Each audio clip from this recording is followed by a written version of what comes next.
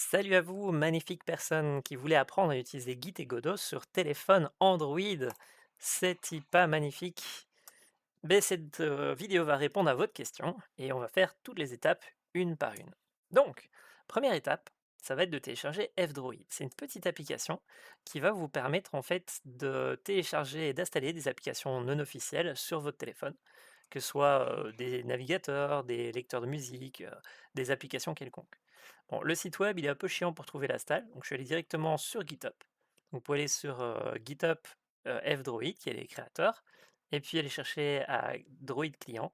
Et Droid Client, dans Release sur le côté à droite, on aura ce qui va nous permettre d'installer l'application. Alors, installer une application sur un téléphone, c'est ce qu'on appelle une APK. Pour ça, il faut que votre téléphone soit en mode développeur pour pouvoir l'installer. Je crois que je le vois dans la vidéo, mais on va aller regarder ça. Petite notification, là, on est sur mon téléphone. Donc on n'est pas sur le PC, on est sur ma tablette, sur mon téléphone. Donc je télécharge l'APK depuis un navigateur. Le navigateur me dit: «T'es sûr, ça vient pas d'un magasin, il pourrait y avoir des virus?» On fait: «Oui, oui, t'inquiète, je sais ce que je fais». On le télécharge.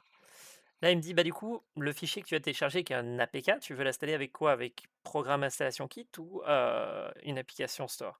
Nous, c'est Programme Installation Kit qui est ici à gauche. Ça peut changer d'un appareil à l'autre. Il me fait: «Tu sûr, hein, mec? Parce que c'est une vidéo qui vient du web». On fait: «Oui, oui, t'inquiète». Alors lui, il a besoin, bref, pour lancer cet APK, d'autorisation administrateur. Donc on va lui dire: «Ouais, ouais, ça va, je t'autorise». Il me dit: «Bah, du coup, je te lance ça, hein, l'installateur de F-Droid». «Oui, oui, c'est ce qu'on veut» et il lance l'installation. Alors si ça marche pas à cette étape-ci, c'est peut-être parce que vous n'êtes pas développeur, il faut passer son téléphone en mode développeur. Je vous invite à regarder sur internet. Je le montre plus loin dans la vidéo, mais si vous en avez besoin maintenant, allez voir sur internet ce que c'est passer son téléphone Android en développeur.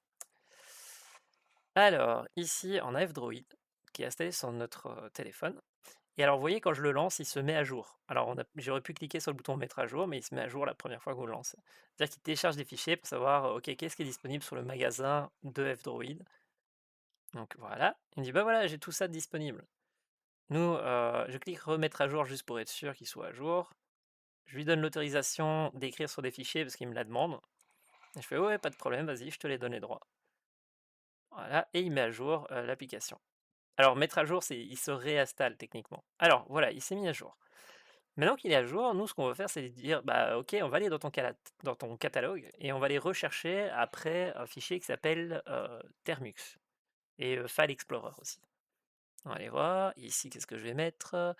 Termux. Alors, vous voyez qu'il y a plein de versions de Termux parce que, Termux, c'est un truc open source, donc plein de gens peuvent le builder. Il y a un gars qui a créé Termux C, qui en fait va utiliser Termux et va faire plein d'autres choses en plus que ça. Pour vous, c'est pas nécessairement utile, mais il a un installateur qui est quand même bien, bien pratique. Donc je vous invite à installer Termux C en plus. Donc vous dites: «Oui, j'installe Termux C», magnifique. Nous, ce qu'il nous faut, c'est Termux. Et alors, il y a plein de versions de Termux. Nous, ce qui nous intéresse, c'est la officielle, c'est celle-là. Termux émulateur de terminal avec package. Voilà. On dit de l'installer. Alors, c'est pas vraiment l'officielle, mais c'est la plus officielle dans celle que j'ai trouvée là-bas. Voilà. Ça s'installe. Magnifique. On dit qu'on accepte l'installation. Alors ici, il me rappelle que c'est un truc dangereux. On fait oui, pas de problème. Alors là, il m'a pas laissé faire parce que c'est une raison. L'application est inconnue, elle vient pas d'un magasin, ni rien, super dangereux. En soi, si vous saviez pas que ça vient de GitHub. Donc on va recliquer et alors ici, vous voyez, il y a un petit menu que j'avais pas vu la première fois qui est là, plus de détails. On va cliquer dessus, on va dire: «Ouais, ouais, installeur quand même, je sais que c'est un truc qui a beaucoup de droits, mais j'en ai besoin». Donc vous voyez, installer quand même et me voilà avec, Termux sur mon téléphone. Ce petit truc Termux, on va pouvoir aller l'utiliser. Mais pour l'utiliser, il est fort possible que dans l'avenir, j'ai besoin de déplacer un fichier ou l'autre. Alors dans cette vidéo-ci, on n'en a pas besoin, mais dans d'autres vidéos, on a besoin de pouvoir prendre un fichier, supprimer, déplacer, regarder un peu. Donc on va faire installer un File Manager. Alors il y en a trois, je ne sais pas lequel est le meilleur, donc j'installe les trois. Il y a File Explorer ici, File Little Explorer et le petit vert que j'ai d'installer juste avant. Hop, hop, hop. Bon, il s'installe l'un après l'autre, c'est pour ça que vous me voyez galérer. Hop, hop, hop. Je relance. Alors, vous quittez l'installateur. Pendant qu'il installe tout ça, on va aller sur Termux. Donc on lance Termux. Donc Termux, il me dit: j'ai besoin de droits pour écrire des fichiers». Vous faites: «OK, bah, je te donne les droits, d'écrire des fichiers et de faire des trucs». Et alors ici, vous voyez, il y avait un tout petit menu, laissez-moi revenir en arrière, autoriser, voilà, il y a un tout petit menu ici et il vous dit: moi je fonctionne super bien avec Termux, mais je fonctionne encore mieux si il a les droits d'autorisation et cetera et cetera». Donc tu peux prendre le copy and jump ici et tu le copies dans Termux et le reste se fera tout seul pour toi. C'est ça qu'il est en train de dire. Donc on dit: «Bah OK, copie-moi ça». Et en plus, il m'ouvre Termux directement, il me le lance. Magnifique. Et voilà Termux qui est lancé, la deuxième application qu'on a installée. Donc Termux, on va lui dire, OK, bah, mon petit gars, j'aime bien t'auto-configurer avec Termux C, donc est-ce que je peux te donner du code? Alors pour donner du code, vous laissez le clic gauche enfoncé pendant quelques secondes. Voilà. Et il y a copy and paste qui va apparaître, nous c'est paste. Voilà. Et ce code-là va faire des choses pour nous. Donc on va faire enter et on va dire: «OK, OK et bah, du coup, 1 chose, est-ce que tu peux autoriser le fait d'être par-dessus les autres applications?» Ouais. Donc du coup, on fait: «Oui, oui», voilà. Alors on va aller chercher Termux et Termuxet et on va lui dire: «C'est bon, je vous autorise à être par-dessus les autres applications». Voilà. Du coup, il dit: «Est-ce que je peux ignorer la batterie?» Ici, je voulais l'ajouter, mais il n'était pas dans la liste, donc du coup, j'ai rien fait. Ça veut dire que si vous êtes l'application, il ne sera pas ralenti quand vous avez plus beaucoup de batterie. C'est ça l'autorisation qu'on cherche. Alors il y a une autre autorisation qui dit: «J'aimerais bien pouvoir tourner en arrière-fond». Donc ici, on va aller sur Termux et on va bien vérifier qu'on a toutes les autorisations. Alors là, c'est pour les désactiver. J'ai accidentellement cliqué dessus, voilà, autorisation. Donc celle-là, on n'y touche pas. Voilà, donc ça, c'est l'autorisation d'accéder aux fichiers, ça c'est aux audios et aux trucs, aux notifications et aux photos et vidéos. Donc voilà ce qu'il a droit pour le moment comme accès. Ouais, ouais, c'est bon. Alors après avoir donné les autorisations, il va installer deux trois trucs. Donc on va attendre que ça se passe. Pa, pa, pan. Vous voyez, c'est un peu technique, un peu verbeux, en tout cas la première fois que vous l'installez sur votre téléphone, mais ça va nous permettre en fait d'avoir un terminal, qui nous permettra de créer des fichiers, déplacer des trucs, installer des APK, faire du Git et des trucs comme ça. En l'occurrence, nous, ce qui nous intéresse, c'est faire du Git et s'authentifier avec GitHub, parce que c'est ça la partie qui est dure, c'est de s'authentifier avec GitHub. Mais du coup, il faut bien lui laisser faire les choses. Alors, je skip un peu. Voilà, magnifique. OK, il est toujours en train d'installer. Voilà, il a fini d'installer, toutes ces petites modifications à ses setups. Donc nous, ce qu'on veut faire maintenant, c'est du Git. Sauf que vous voyez, votre téléphone Android, il a pas Git d'installer par défaut. Donc il vous dit: «Bah, si tu veux installer Git, tu peux peut-être faire pkg install git». On dit: «OK, bah, ouais, vas-y, pkg install git». Voilà. Alors si vous mettez -y, ça veut dire: «J'accepte tout», si vous connaissez. Ici, je l'ai pas fait, donc je vais devoir accepter à la main, quand il va me le demander. Donc là, il est en train d'installer tout le code qui va nous permettre de faire du Git sur votre téléphone Android. C'est pas magnifique? Voilà. Vous voyez ici, j'ai dû mettre Y pour dire j'accepte de continuer. Parce qu'il y a des trucs où il faut l'autorisation. Voilà.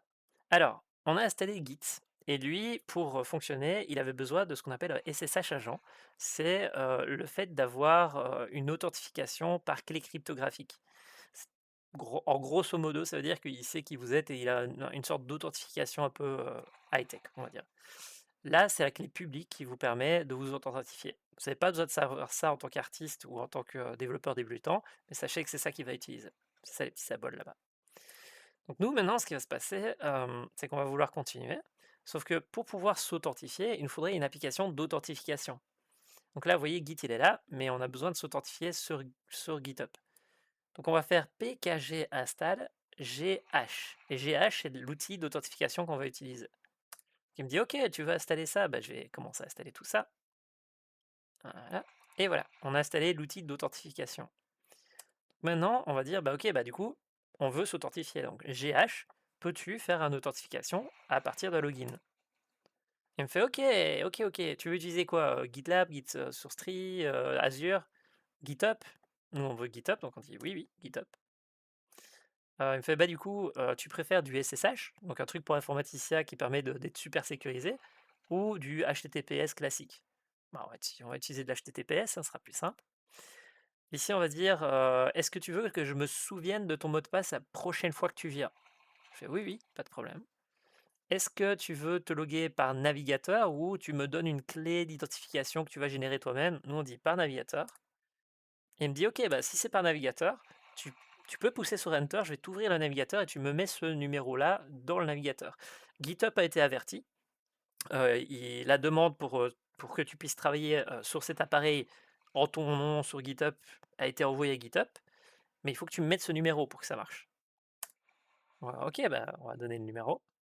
Donc, on fait enter, voilà. Et vous voyez ça, c'est le truc qui est dans l'URL ici, c'est ça le fameux truc qui demande à GitHub l'autorisation. Qu'on fait, non, je raconte de la merde, désolé, oubliez ce que j'ai dit. Donc ici, pour me connecter, il faut que je me connecte avec GitHub. Donc sur mon téléphone, je vais rentrer mon nom, mon mot de passe. GitHub, normalement, vous laisse plus accéder sans la double authentification. Donc je vais sur mon téléphone, je vais chercher le numéro de double authentification et je le rentre, ici dans l'interface web. Voilà, hop, hop, hop, j'attends, hop, hop, hop, je rentre les numéros, magnifique. Donc là, il me dit: «Bah, du coup, vu que tu viens de prouver que tu t'appelles Eloi Stray, que tu as accès au compte GitHub, tu peux me rentrer le numéro qui est dans la console là pour qu'on se lie ensemble?» Je fais: «Ouais, ouais, pas de problème, je vais te rentrer ce numéro, de la console». Donc je vais dans la console, hop, je prends ces petits numéros là. Il faut les retenir parce qu'il y a pas de copier-coller dans Termux. En tout cas, je connais pas, c'est laisser enfoncer puis clic gauche, mais j'ai galéré. Donc je vais juste le noter puis m'en souvenir. Je le note sur un bout de papier. Voilà, je les rentre dans la console en disant: «Bah, voilà, ça c'est les numéros que la console m'a donnés». Et du coup, lui fait: «Ah! Bah, du coup, on est d'accord. Tu t'appelles bien Éloi, la console a bien dit que tu t'appelais Éloi et que tu veux te connecter avec moi, je vais t'autoriser». Et voilà! Donc maintenant, votre appareil, votre téléphone dans Termux a l'autorisation d'agir en votre nom GitHub. C'est hyper magnifique. Et il y a pas besoin de mot de passe ni rien, il va le retenir et c'est sécurisé. Bon, laissez quand même peut-être pas rentrer des virus sur votre téléphone, mais basiquement, là, il est sécurisé et vous allez pouvoir, ne pas vous faire pirater en utilisant Termux. Alors, maintenant, ce qui se passe, c'est est-ce qu'on peut du coup faire un guide statut? Bah oui, mais il faut aller chercher un projet pour le mettre quelque part sur votre téléphone. Alors, on va aller sur GitHub et on va y créer un petit projet ici. Vous voyez, on va faire nouveau. Ah non, là, je vais aller chercher un projet à moi et le mettre sur le casque. Je me souviens plus si j'ai cherché un projet ou si je vous ai créé, un truc, on va aller voir, on va voir ce qu'il fait. Ici, OK, donc on fait répertoire, ouais, on va créer un projet. Alors, il s'avère que j'en avais déjà créé un qui s'appelait Hello Git on Quest, donc je vous invite à créer un projet vous-même sur GitHub et ce joli petit, ah non, j'ai rédigé. Désolé, je me souviens plus de ce que j'avais fait. Mmh, en gros, ici, je suis en train d'expliquer que, on a des projets qui sont des projets que j'appelle Godot, où là, c'est le projet Godot, vous voyez? Et puis on a des submodules. Des submodules, c'est quand, vous voulez travailler avec des petits packages, des petites boîtes à outils dedans. Vous voyez, dans Add-on, ici, il y a une sorte de petite flèche, ça veut dire: «Je suis un projet Godot et j'ai une boîte à outils que Eloi utilise pour faire du NES controller, du contrôle à distance». Si vous êtes pas à l'aise avec Git, oubliez ce que j'ai à te dire. Si vous êtes à l'aise avec Git, c'est ça que ça veut dire. Donc on a un projet et on a des submodules. Nous, ce qu'on veut faire, c'est copier ce projet sur notre téléphone pour travailler dessus, dans cette vidéo-ci. Donc donc je vous laisse créer un projet en votre nom si vous voulez créer un projet pour, l'exercice. Ici, je vais utiliser celui-ci. Donc je copie le petit lien, qui est à l'intérieur ici et alors vu que moi j'ai des submodules, je dois rajouter tiret tiret récursif pour dire: «Bah, tu copies mon projet, mais aussi ceux qui sont à l'intérieur». Donc ça, c'est un petit détail des gens qui utilisent Git, ce qu'on appelle des submodules, des guides dans des Git. Bon là, c'est moi qui lis la doc pour me souvenir de comment ça marchait. Donc je vais passer à la suite. Hop, hop, voilà.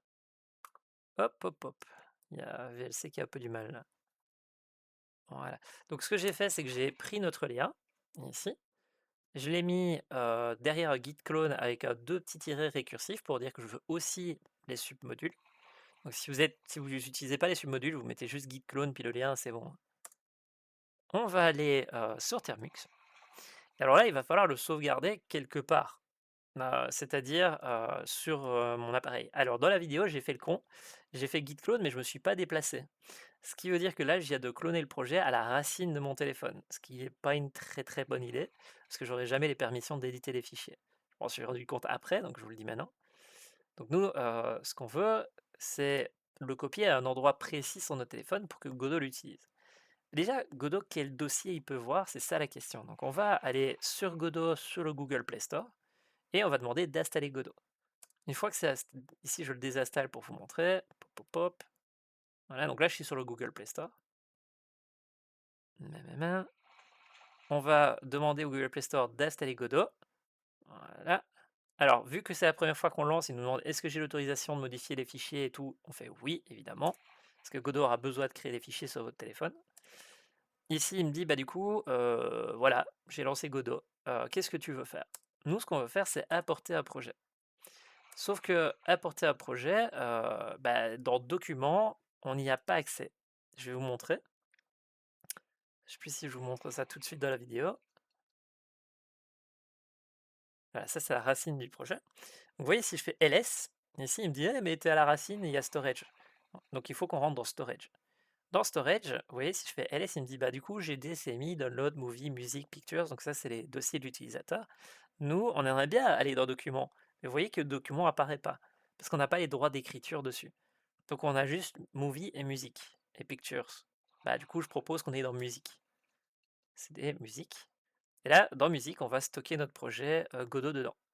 Alors, vu qu'ici, notre projet il est déjà créé en ligne et que je l'ai déjà initialisé en tant que projet Godot, quand je vais faire git clone, bah, mon projet Godot sera directement prêt dedans. Donc, je vous invite à sauvegarder votre projet Godot, à créer un projet Godot avant cette vidéo-ci, ou de prendre un que vous avez déjà fait et de le mettre ici. Donc, git clone. Récursif, ça veut dire que je prends les submodules, comme je vous disais. Et voilà, donc j'ai cloné mon projet dans musique. Maintenant que j'ai cloné mon projet dans musique, je vais pouvoir aller dire dans Godot, bah écoute, on va aller l'ouvrir, on va aller l'apporter. Alors si vous l'aviez pas créé, il faut le créer maintenant. Et là, c'est apporter. On va dire, tu descends là, voilà. On est dans Emule 0. On va aller dans musique, ici. Dans musique, on va ouvrir notre projet. Et vous voyez, bah, vu qu'on a git clone, on a notre projet .godot. On fait ouvrir, on apporte, et tada! Ça apporte notre projet Godot sur téléphone. On attend que ça s'ouvre. Alors c'est un téléphone, hein, il prend un peu plus de temps qu'un PC. Une fois qu'il va être ouvert, on va pouvoir aller dans notre téléphone, on va pouvoir regarder un peu comment ça se comporte. Voilà. Alors vous voyez, moi j'ai une souris clavier, c'est pour ça que vous voyez un gros curseur. C'est que j'ai une souris clavier USB que j'ai branché sur mon casque, sur mon téléphone, ce qui me permet de travailler comme vous voyez sur Android. Alors ici, on peut voir que Addon a été téléchargé, le submodule NES Controller a bien été téléchargé. Donc j'ai tout ce qu'il me faut pour pouvoir aller travailler. C'est pas magnifique. Alors, admettons que je veux modifier un fichier de ce submodule. D'accord? Bah voilà, je modifie test et je l'appelle will modify the toolbox et submodule. Voilà. Et il faut que j'aille boire un coup aussi.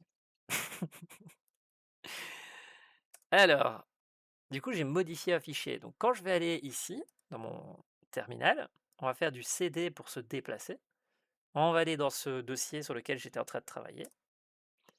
Sauf que là, c'est pas vraiment le bon dossier. Ça, c'est le projet en lui-même. Vous voyez ici, s'il fait CD. Alors, pour pouvoir voir le projet, il me dit oui, mais tu n'as pas l'autorisation. Il faut que tu dises git config-global add save directory pour dire c'est bon, c'est un projet, c'est un dossier save, tu peux travailler dedans. Bon, c'est ce qu'on va faire. Hein.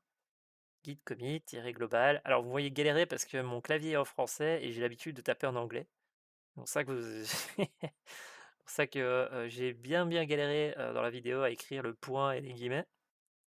Parce que j'avais que des claviers français, anglais, et je pouvais pas voir la touche en français, j'avais plus le souvenir d'où c'était assez marrant. Bon, j'ai skippé un peu. Voilà. Donc git config global add cf, et alors le poids à la fin, c'est-à-dire tous les fichiers. Tant que je suis en train de faire du git config global, il faudrait aussi que je change le nom d'utilisateur, parce que si vous avez l'habitude d'utiliser Git, vous savez qu'il ne me laissera pas faire si j'ai pas un nom et une adresse email. Donc je vais faire git config global user name. Voilà. puis je vais mettre mon petit nom, dedans. Voilà. Et alors, on va faire pareil pour l'adresse email, sauf que, bah, dans la vidéo, j'ai jamais réussi à trouver comment on faisait arrobas sur mon clavier, vu que j'étais sur un clavier, français avec un truc anglais, enfin, j'ai pas trouvé l'arrobas. J'ai fait enter, il a bien voulu me laisser faire, j'ai fait: «OK, bah, ça va». Mais normalement, vous êtes censé mettre, l'adresse email ici ou une adresse bidon, email, que vous si vous voulez rester anonyme. Vas-y, pousse sur enter mon petit gars, je sais que tu peux le faire. Voilà, donc mettez votre adresse email, hein. OK, donc ici, git, statut. OK, il me dit: «Ah bah, il y a ce dossier qui a été modifié, gna gna gna». Nous, ce qu'on veut, c'est pas sauvegarder notre projet Godot là, on veut sauvegarder le submodule dans lequel je viens d'éditer un fichier. Donc je vais aller faire cd, add-on, et me voilà dans ma petite boîte à outils. Et là, il me dit, si je fais git statut, il me dit: «Ah bah, il y a un fichier hello qui a été modifié récemment». Donc je vais faire git add pour dire: «Bah, ajoute-moi ça à la prochaine sauvegarde». Git commit pour dire: «On va sauvegarder maintenant localement, ces modifications». -m pour dire: «Voici le petit message». On met les guillemets et on met un petit message qui dit: «Ah bah, j'ai modifié, le submodule hello machin chose». C'est pour dire ce qui s'est passé. Là, on vient de faire une sauvegarde locale, heu, dans de l'outil. Donc git statut, il me dit ah oui, il me dit qu'il y a eu un problème parce que quand je l'ai téléchargé, il s'est un peu désaxé au niveau des branches. C'est un truc un peu particulier avec Git. Des fois, quand vous copiez le projet, il peut, avoir la tête qui est détachée. Donc si vous avez ce problème-là, je ne vais pas vous l'expliquer parce que c'est un peu compliqué, mais si vous avez ce problème-là, vous pouvez faire git, switch ou git checkout main. Donc ici, si vous avez head detach, vous faites git checkout main ou switch main. Voilà.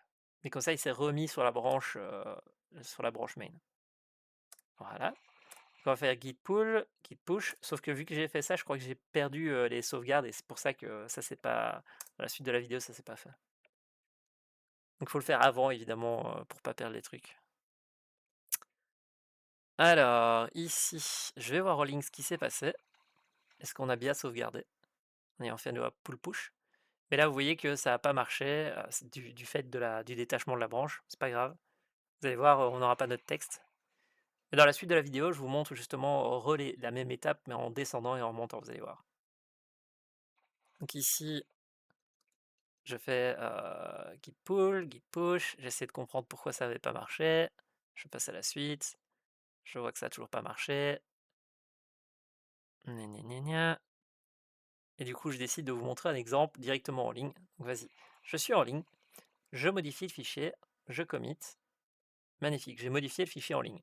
Je retourne sur mon téléphone, je fais git pull. Vous voyez qu'on voit les modifications sur le hello qui a eu lieu, qui est redescendu du serveur Git vers mon téléphone. Donc je peux aller voir dans Godot. Et vous voyez que hop, mon Godot il a été modifié. Donc maintenant si je remodifie mon Godot localement sur mon téléphone et que je vais dans la console, on fait le mot magique add commit pull push, git add, git commit pull pour dire on se met à jour sur nos collègues et push pour dire on pousse en ligne.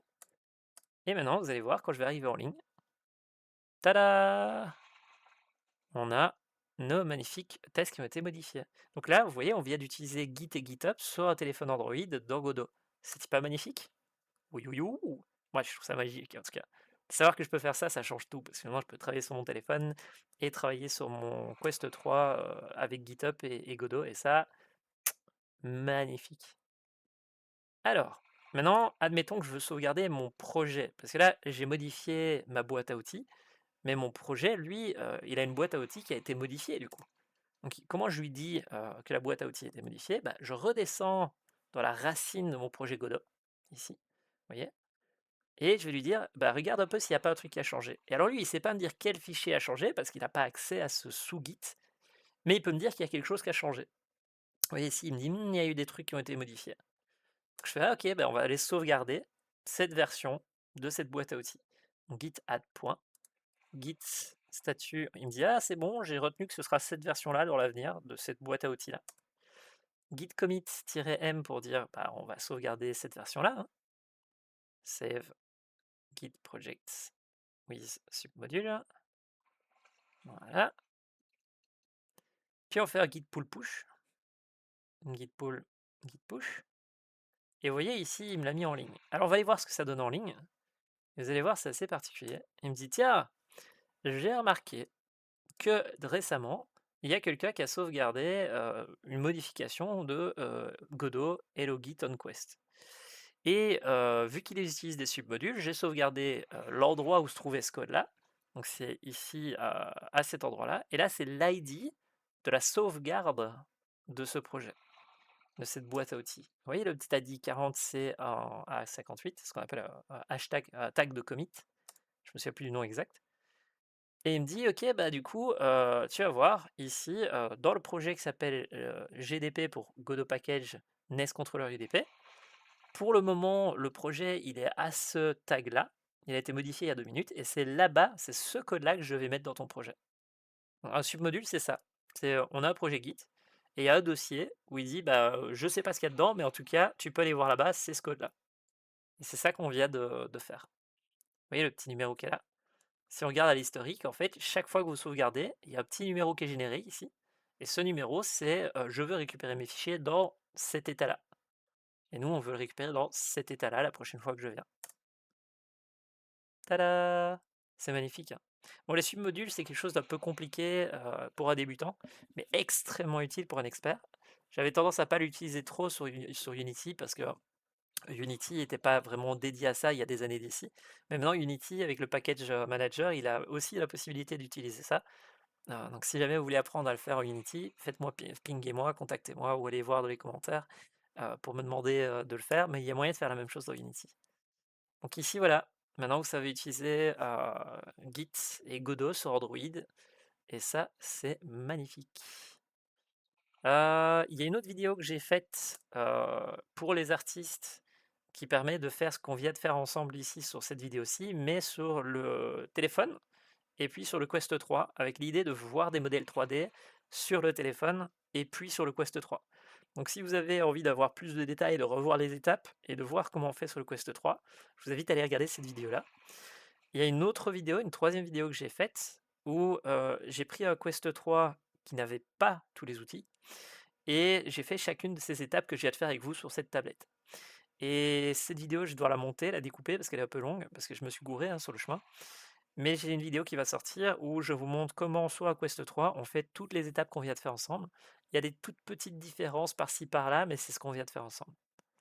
Et donc voilà, je vous laisse aller regarder tout ça si le sujet vous intéresse. J'espère que je vous ai été utile et que vous avez appris plein de choses. Si vous avez la moindre question, n'hésitez pas à aller sur le commentaire. Et si je vois qu'il y a beaucoup de gens qui veulent, qui se plantent sur ma vidéo et qui veulent quand même apprendre, je referai une vidéo plus propre, plus clean. Mais voilà, déjà là, vous avez chacune des étapes pour votre téléphone. Ici, ça veut dire que maintenant, vous êtes en capacité de travailler dans le train sur votre téléphone. Il n'y a plus d'excuses. Passez une bonne journée. Que le code et les pixels soient avec vous, du coup, vu que vous êtes des artistes et des développeurs. Et à la prochaine. Ciao, ciao.